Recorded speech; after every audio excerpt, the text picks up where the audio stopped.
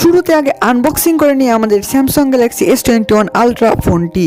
তো বক্স খুলে সবার উপরে থাকছে ফোনটি। তো ফোনটি সাইডে রাখার পরে আসছে একটি গাইডলাইনের জন্য একটি প্যাকেট, যার ভিতর গাইডলাইন থাকছে, একটি সিম ইজেক্টর পিন এবং কেবল। তো মোবাইলের ভিতরে এছাড়া এবার ফোনটিকে খুললে দেখা যাচ্ছে ওয়াও, গ্রেট লুক, অনেকটা ইউনিক লুক দান করেছে স্যামসাং এই ফোনটিকে।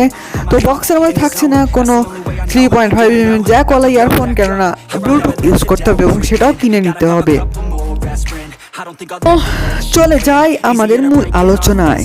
তো মোবাইলটি Phantom black, Phantom silver, Phantom titanium and Phantom navy, Phantom brown কালারের এই 4-5টি কালার ভ্যারিয়েন্টে আসছে।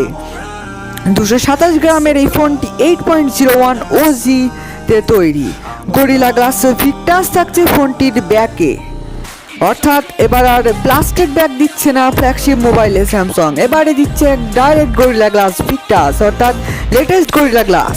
ফ্রন্টে থাকছে গরিলা গ্লাসের প্রোটেকশন, মেবি গরিলা গ্লাস 6 অথবা 5।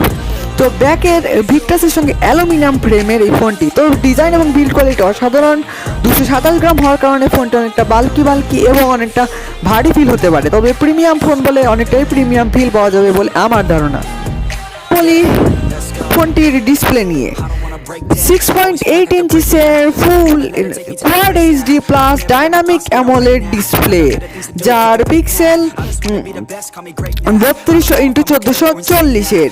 তো 2x ইনফিনিটি ও ডিসপ্লে এই ফোনটি, যার পিপিআই ডেন্সিটি 515, HDR10+ থাকছে এবং 120 হার্জের রিফ্রেশ রেট থাকছে এই ফোনটির ডিসপ্লেতে।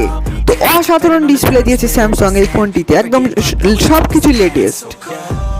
তো এস পেনের সাপোর্ট এই ফোনটি থাকছে। এস পেনের মাধ্যমে air command, air view, live message, Samsung notes, screen off memo, smart select, screen write, translate, Bixby vision, glance, pen up, colouring, AR, doodle, write on calendar ইত্যাদি ইত্যাদি ফিচার ইউজ করা হয়েছে এই এস পেনের মধ্যে। S পেনটি আসলে কিনতে হবে, এটাই স্যামসাং এর দাবি, অর্থাৎ এস পেনটাও ফ্রি দিচ্ছে না স্যামসাং, এত জালিয়াতি। তো চলুন কথা বলি ফোনটির ক্যামেরা নিয়ে। 12 মেগাপিক্সেলের আলট্রা ওয়াইড অ্যাঙ্গেল লেন্স, যেটি প্রাইমারি, যেটি f2.2 অ্যাপারচারের সঙ্গে আসছে। 100 মেগাপিক্সেলের ক্যামেরা থাকছে এই ফোনটিতে, যেটি মূলত আসলে 12 মেগাপিক্সেল ক্যামেরা এবং 108 মেগাপিক্সেলের ব্যাকআপ দিচ্ছে ক্যামেরাটি, যেটি f1.8 অ্যাপারচারের। 1.33 ইঞ্চিসের এই সেন্সরটি, যেটি 108 মেগাপিক্সেল। 10 মেগাপিক্সেলের টেলিফটো জুম লেন্স 2.4 অ্যাপারচারের, যেটি আরেকটি থাকছে 10 মেগাপিক্সেলের টেলিফটো জুম লেন্স, যেটি একটি পেরিস্কোপিক জুম লেন্স, যেটি 4.9 অ্যাপারচারের। এতে 10x অপটিক্যাল জুম এবং 100x এর বেশি সুপার জুম অর্থাৎ ডিজিটাল জুম করা যাবে। ব্যাক ক্যামেরাতে ভিডিও শ্যুট করা যাবে 8K 24 FPS এ, 4K 60 FPS, 1080p 60 FPS, এছাড়া আরও slow motion 1080p 240 FPS, 720p 960 FPS, যার ইআইএস থাকছে HDR10+ রেকর্ডিং এবং স্টিরিও সাউন্ড রেকর্ডিং সহ আরও অসাধারণ ফিচার থাকছে এই ফোনটিতে। তো এর মধ্যে আরও কিছু ক্যামেরা সিম্পল দেখেন ফোনটির। তো ক্যামেরা সিম্পল দেখতে পাচ্ছি যে অসাধারণ। আইফোন 12 Pro Max কিলার হতে পারে এই ফোনটি, এটাই আমার ধারণা।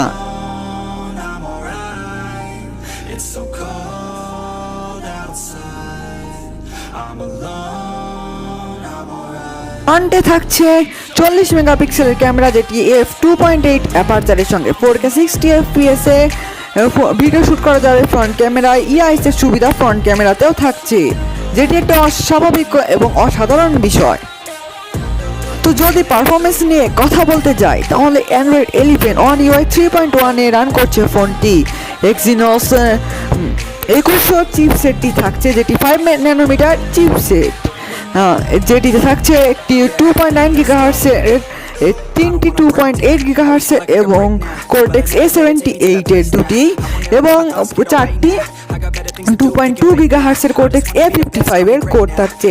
তো নিঃসন্দেহে এটি স্ন্যাপড্রাগন 888 এর চেয়ে অনেক বেটার পারফরমেন্স করবে, যেটিতে একটি মাত্র 2.84 গিগাহার্টসের আছে, যেখানে এক্সিনোসের 2.9 GHz, তিনটি 2.42 GHz এর কোর 680 কোর, যেখানে এক্সিনোসের 2100 চিপসেটের তিনটি 2.84 GHz এর 8 GHz এর চিপসেট কোর থাকছে এবং চারটি 1.8 GHz এর কোর 680 থাকছে স্ন্যাপড্রাগন 888 এর, যেখানে এক্সিনোস 2100 থাকছে চারটি 2.2 GHz এর। তো অসাধারণ ক্লক স্পিড থাকছে এক্সিনোস 2100-তে।